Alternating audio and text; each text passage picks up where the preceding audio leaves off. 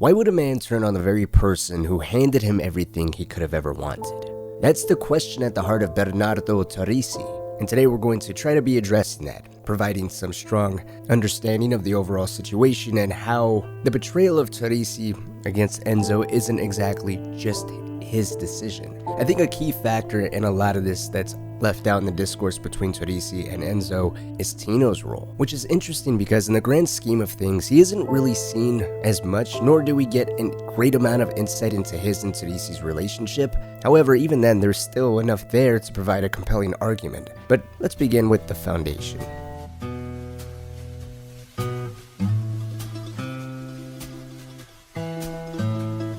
From the moment we first meet him, he looks untouchable. The kind of Don who doesn't ask twice.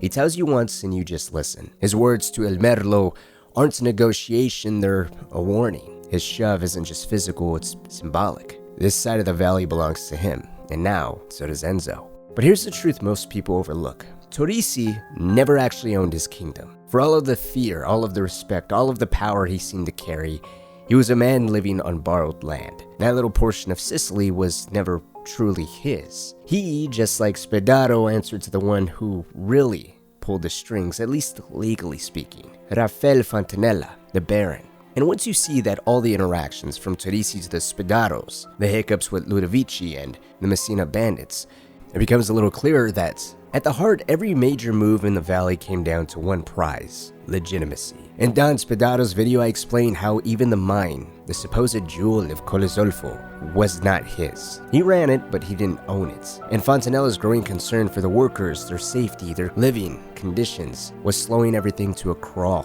And because of his father's old agreement with Teresi, followed by the fallout from the conflict between the Spadaros and the Teresi family in 1896, Fontanella kept Spadaro boxed into his corner, within Colozolfo, unable to expand. Teresi's situation was different. He wasn't weighed down by Fontanella's restrictions the way Spadaro was. And it was also uniquely different because he felt more connected to this land. His name carried weight and a lot of respect across the valley. He seemingly genuinely cared, at the very least, of how he was perceived by the people he provided protection for, which is something Spadaro doesn't seem to care about. It's a nice way to contrast their personalities, of course, but the bottom line is they are very much on the same level. Two Dons fighting for territory. Spadaro clawing against Fontanella's walls and Teresi maneuvering to keep the peace just enough to hold the advantage. The problem for Teresi was then twofold. He underestimated the depths of Spadaro's cunning, and he failed to recognize just how aggressive his rival was willing to be. Teresi still operated within the old codes. Tradition, ritual, respect given or denied in the open. Spadaro ignored all of that. He thrived behind the scenes, pulling strings where no one could see. His greatest move was stealing Baron Fontanella's loyalty. For years, the Baron's ownership of the land kept both men on a leash, bound to his will. But once Fontanella agreed to sell everything to Spadaro, that leash was gone. Spadaro was free to do whatever he pleased, and in that freedom, he chose to spit in Teresi's face, going as far as to offer to buy his vineyard outright. That was the turning point, along with a few other things. The fence that had kept both Teresi and Spadaro penned in was torn down the moment Fontanella and Spadaro walked out that door at the sit-down, and with it went Fontanella's protection. That's where Enzo stepped into his most important role. Up until now, Enzo had not only earned his place, but time and again salvaged the Don's reputation. In the eyes of his patrons who drank Teresi wine, the sponsors at the Palio, and through his handling with Ludovvichi, that loyalty, those victories, are what truly solidified Enzo as part of the Teresi crime family. And through each one of those events, something that's very important is that reputation was everything to Teresi. More than business, more than money. Offenses to him were always a matter of principle. So when others urged him to look at Spadaro from a business perspective, to consider peace after Spadaro's men had been caught working with the law, after they struck Teresi's counterfeit operation, after they seized the equipment at his factory in Colozolfo, and finally after they dared to greenlight an open attack on the day of the Saints in San Celesti, Teresi's answer was clear. None of that can go unanswered, let alone stacked, escalating offenses like those. To Teresi, the bottom line was never about profit. As he even said, he's willing to fight Spadaro bullet for bullet. His mindset belonged to another era, which I think is very understandably difficult for people to grasp. But to simply put it, it goes back to the saying is you're only as good as your work. It means everything. Money burns. Your reputation is the value you have. The money you made, the quality of your product, the power you wield, none of that matters if you're seen as a liar, traitor, or weak. But I do want to bring up the Palio because it's the first time that's often cited where Teresi overlooks Enzo. And it is a good point to make because it is true. But when it's brought up, it's skewed. People only see it as Enzo saved his reputation and then he moved on, so all he cared about was his reputation. But they're forgetting the bigger picture of where the two of them stood before he even won the race. Don Torrisi didn't even know his name, having to rely on Luca to say it to him so he can address him properly. Can he ride? Outrun the Spadaros, didn't he? Alright. Enzo. After Enzo won, Teresi gave him the spotlight for a brief moment and then moved on. The real attention came from Tino, who dumped wine bottles into Enzo's arms as a reminder that this celebration was never an invitation but a job. A job to deliver the Don's wine and spread his compliments. And technically, if you put it in that context, winning the race might have been an extension of that. But on the surface, it may look like Teresi only cared about reputation and wasn't nearly as grateful as he should have been. And that's true, but only partly. Enzo did save them from humiliation, 100%, but how much gratitude could Teresi be expected to show? Remember, he didn't even know the kid's name. And that's the point. Everyone wanted something from the Don. As we see with Enzo collecting money from the valley, as Luca openly says, everyone wants favors from him. Gratitude wasn't a currency Teresi could hand out freely.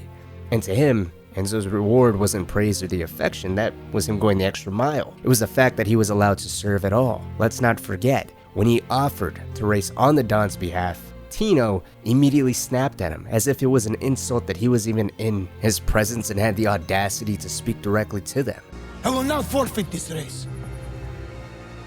I can ride on Teresi. Luca, why is this farmhand here? Can he ride? What is also very interesting here is how the Don cuts Tino off. Instead of just stepping in between him and Enzo, or just stopping Tino altogether, he swoops around, signaling his interest in hearing Enzo out, yet aware of Tino's aggression and perhaps natural opposition towards any outsiders. So he makes a move where he does play devil's advocate and understand where he's coming from by hearing out Luca, the most trusted and level-headed advisor, the complete opposite of Tino, who also knows Enzo best. And maybe that's the angle that ultimately gives us a little bit more insight into just how much Luca really was Enzo's protector. Now, I don't want to repeat everything covered in his video, but his support of Enzo to the Don and Tino's own thoughts on the matter are all connected.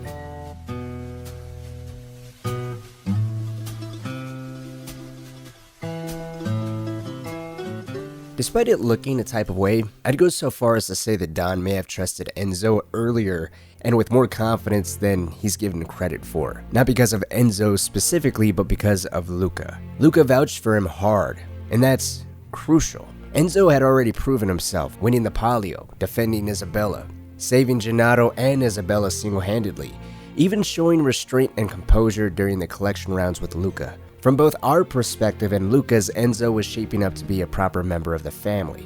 But of course there was a problem. To rise any further, Enzo would have to go against the word of Tino, Torrisi's oldest and most trusted advisor. Luca's endorsement carried weight, but not enough to tip the scales against Tino's suspicions. And that's where the first true test came. It was actually Ludovvichi. I don't believe Enzo was ever expected to take Ludovvichi on alone either. The task was meant for him to lead, but not perform it solo. But due to Tino's natural distrust of him, and perhaps even wanting him to just fail, he let Enzo do it by himself. The evidence is in Tino's own words. We're ready. Just give the word. The Don has entrusted this story to the Caruso, so listen well, boy. Ludovvichi knows the devil follows close behind. He thinks his Pataro security will protect him. You will prove him wrong. Bring the word alive to the ruins of the old castello. Just me? Alone? Make a mess of this, and any misguided fate the Don has in you will be lost. Ucapisti?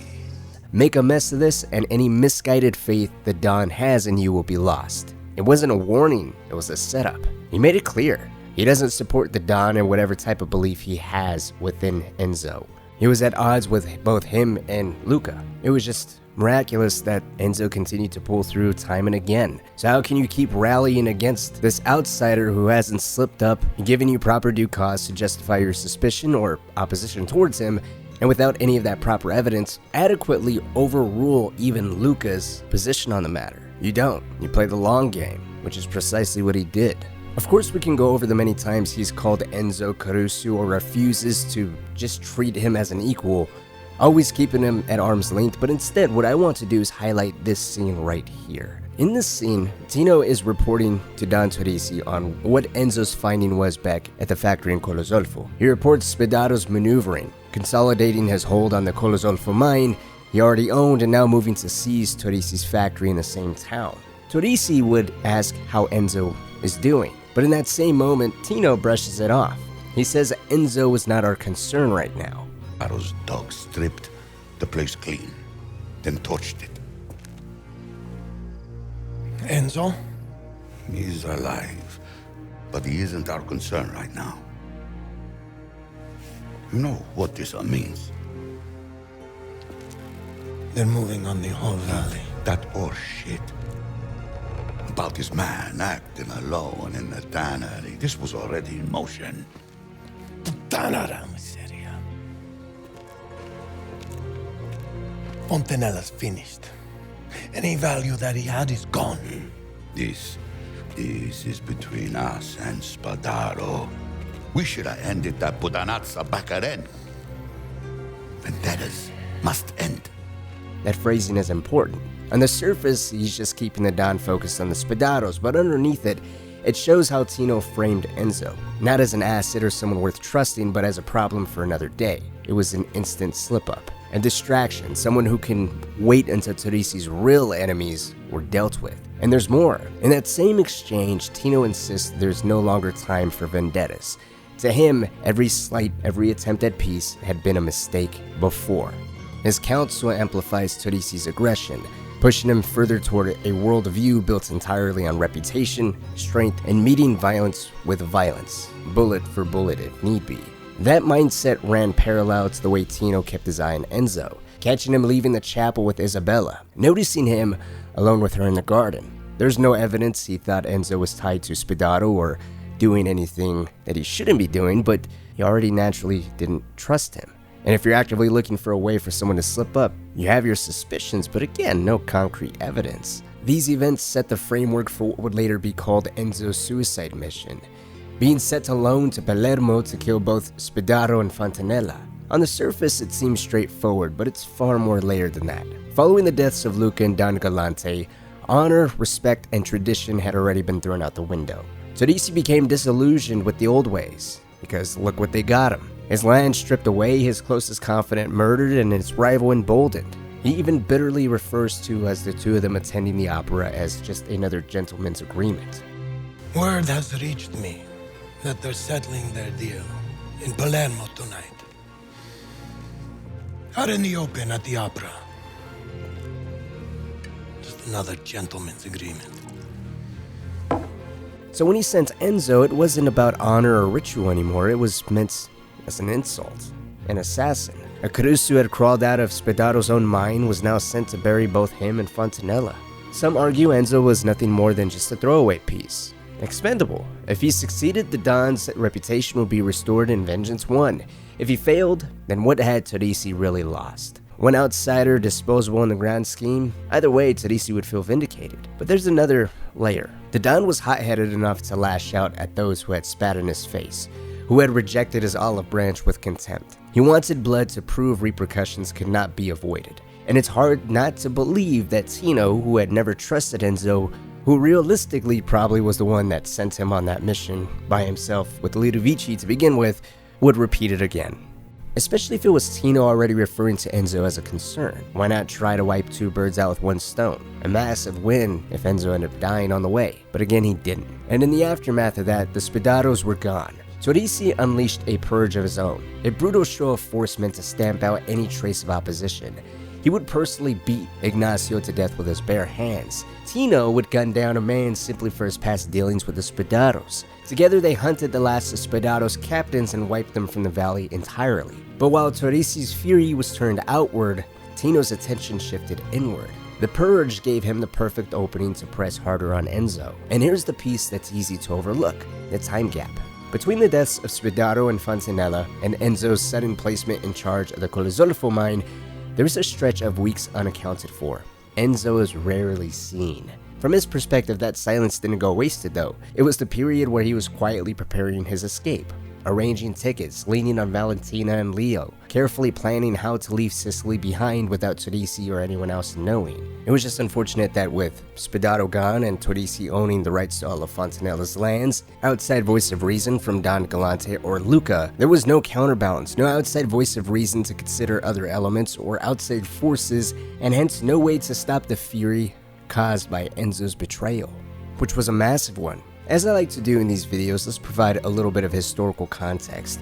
In the Sicily of the early 1900s, a premarital pregnancy wasn't just a private matter. It was a scandal to the highest order. Premarital sex and pregnancy carried immense shame, not just for women, but for her entire family. In a culture bound by Catholic tradition and family honor, such a thing could be fixed by immediate marriage, or it lingered as a permanent stain. For the mafia, who built their very power on reputation and respect, it was even worse. So to Torrisi, it meant his household has been defiled by an outsider. And to Tino, it was the perfect weapon. Enzo wasn't simply Caruso anymore, he had disgraced the Don's family in a way no excuse could repair. His reaction of yelling at Isabella and how she brought shame to this family, it's a pretty accurate reaction. The question is though, was abortion genuine? Was that a real move that could be realistic for either the Don or Tino to make? Historically and culturally, from my understanding, abortion would have never been considered as a genuine option.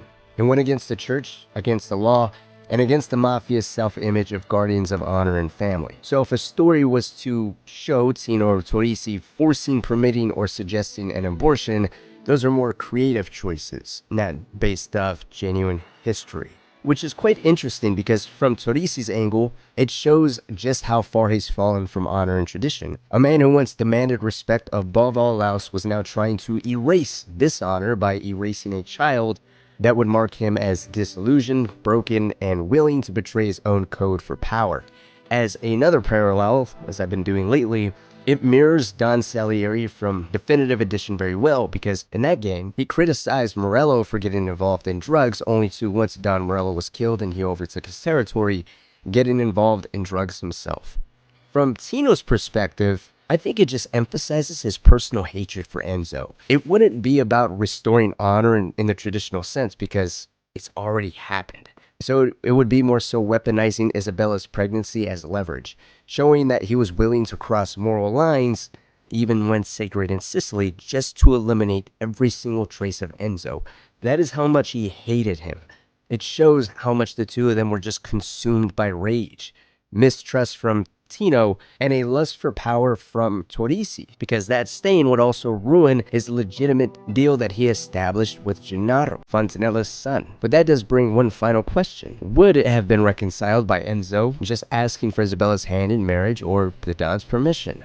No, that path was never an option. If he had gone to the Don in good faith asking for Isabella's hand before even the pregnancy was known, the answer would have been a flat-out no, because to Teresi, his daughter wasn't just family, she was political capital. Her marriage was a bargaining chip, a tool to build alliances and strengthen his own power. Giving her to Enzo meant lowering her worth and hence lowering himself. And then there was Enzo's blood, a Caruso. No matter how many times he proved himself, no matter how many victories he delivered, Tino would never allow it.